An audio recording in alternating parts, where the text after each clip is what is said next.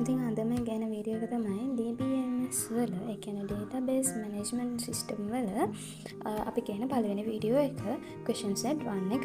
ඉතින් අපි බලමු කොහොමද මේ දේවල් කරන්නේ, කොහොමද database එකක් හදන්නේ. අන්න ඒ වගේ දේවල් ටිකක් තමයි අපිට මේ පළවෙනි වීඩියෝ එකේ බලන්න තියෙන්නේ. ඉතින් අපි බලමු අපි අපේ ප්‍රශ්නට යන් මොනවද කරන්න තියෙන්නේ කියලා. ඉතින් ප්‍රශ්න තියෙන්නේ the data of all the students and teachers of Pinduwa Mahavidyalaya are stored in books. As a result, some data has been destroyed. Therefore, the principal of the school has decided to enter the data of all the students and teachers in the school into computer software. The software was commissioned by AI Soft. Assume you work as a software engineer for that company and the part you are assigned is to create the database.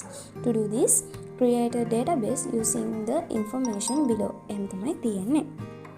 ඒ කියන්නේ පින්දුව මහාවිද්‍යාලයේ data store කරගෙන තියෙන්නේ පොත්වල. ඒ කියන්නේ තොරතුරු ගබඩා කරලා තියෙන, දත්ත ගබඩා කරලා තියෙන පොත්වල. ඉතින් ඒකේ ප්‍රතිඵලයක් විදිහට ඒ data විනාශ වෙලා තියෙනවා. ඉතින් principal decide කරනවා ඒ details ඒ කියන්නේ teachers ලගේ students ලගේ details software එක ස්ටෝර් කරගන්න.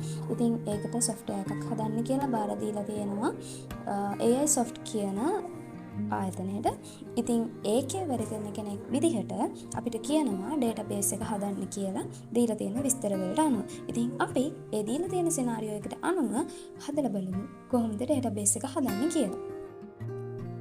ඉතින් මුලින්ම අපි අපේ database එක හදාගමු. ඒකට අපි මෙතන right click කරලා අපි create new කියන එකට යන්න ඕනේ. ඒකට ගිහිල්ලා database කියන එක click කරලා අපිට පුළුවන් database එකක් හදාගන්න. අපි ඒකට නම දෙනවා school db කියලා. ඊට පස්සේ වෙන මොකුත් වෙනස් කරන්න නැහැ. okay කියලා දෙනවා.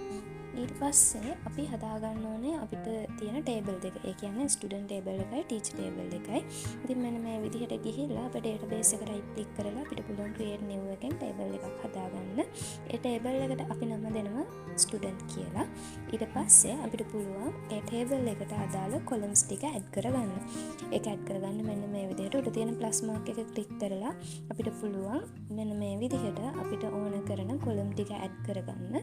ඉතින් අපි ඒකට දානවා index number එක, එතකොට first name එක, last name එක වගේ වැදගත් දේවල් ටික. ඒ කියන්නේ අපිට කෙනෙක්ගේ දැනගන්න ඕනේ වැදගත් details තමයි අපි මෙතෙන්ට දාන්නේ. ඉතින් අපි බලාගෙන යමු ආයෙ මොනවද මෙතෙන්ට දාන්නේ කියලා. ඒ වගේම ඔයාලට මෙතන මේ උඩින් පේන්න තියෙනවා අපිට දීලා තියෙන සිනාරියෝ එක table එකට data දාන්න ඕනේ කොහොමද අපි මොන වගේ instructions ද follow කරන්න ඕනේ කියන එක ඔක්කොම මෙතන මේ ඔයාලට උඩින් පෙන්නලා තියෙනවා. ඉතින් මෙන්න මේ විදිහට අපි අපිට අදාළ column ටික දාගන්නවා.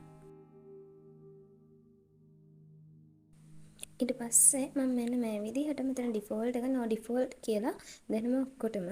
ඊට පස්සේ මම මෙතෙන්ට primary key එක විදිහට index number එක set කරගන්නවා. ඊට පස්සේ අපිට මෙන්න මේ විදිහට save කියන බටන් එක click කරලා save කරගන්න පුළුවන්. ඊට පස්සේ මේ උඩ තියෙන මේ data කියන එක click කරාම අපිට බලා ගන්න පුළුවන් අපේ columns ටික අපි මේකට data add කරපුවාම මේකේ පෙන්නනවා. ඉතින් මෙන්න මේ විදිහට අපිට බලා ගන්න පුළුවන්. දැන් අපි ඊළඟ table එක හදාගමු. ඒකට ආයෙ school db කියන database එක click කරලා right click කරලා අපිට පුළුවන් මෙන්න මේ විදිහට create new එකෙන් table එකක් හදාගන්න. ඒකට අපි දෙනවා teacher කියලා. ඉතින් අපි දැන් මේ හදන්නේ teacher table එක. ඊට පස්සේ අපිට පුළුවන් මේ පල්ලෙහා තියෙන plus mark එක කියන්නේ add කියන තැන click කරලා අපිට පුළුවන් column වලට ඒ අදාළ විදිහට column ටික හදාගන්න පුළුවන්. ඉතින් අපි ඒකෙත් දාගන්නවා අර කලින් කිව්වා වගේම ඒ ටේබල් එකට අත්‍යවශ්‍ය දේවල් ටික දාගන්න. ඉතින් අපිට පුළුවන් first name, last name, register number එකක්, email එකක් අන්න ඒ වගේ අපිට වැදගත් දේවල් තමයි අපි මේකට දාගන්න. ඉතින් ඔයාලට බලා ගන්න පුළුවන් මෙතන උඩින් මම පෙන්නලා තියෙනවා මේ ටේබල් එකට මම මොනවද දාන්නේ කියලා. ඉතින් ඒ විදිහට අපිට පුළුවන් මේකට අවශ්‍ය විදිහට column ටික add කරගන්න.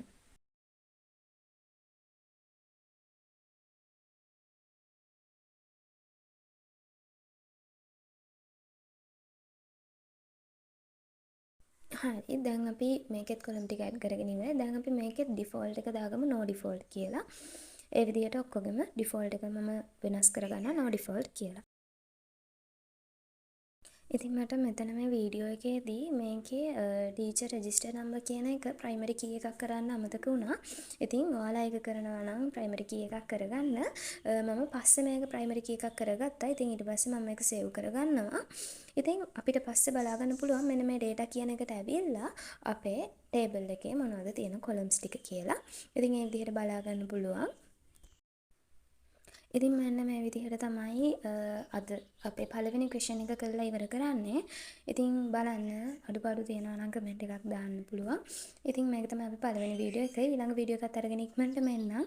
ඉතින් අපේ වීඩියෝ එක බලපු ඔක්කොලාටම ගොඩක් thank you.